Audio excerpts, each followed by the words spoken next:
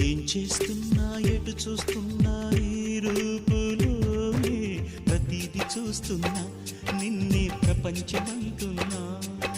మమతలు చిందిన మధువుల విందుకు అతిథులుగా ఆహ్వానిద్దాం ఆరారు కాలాలని.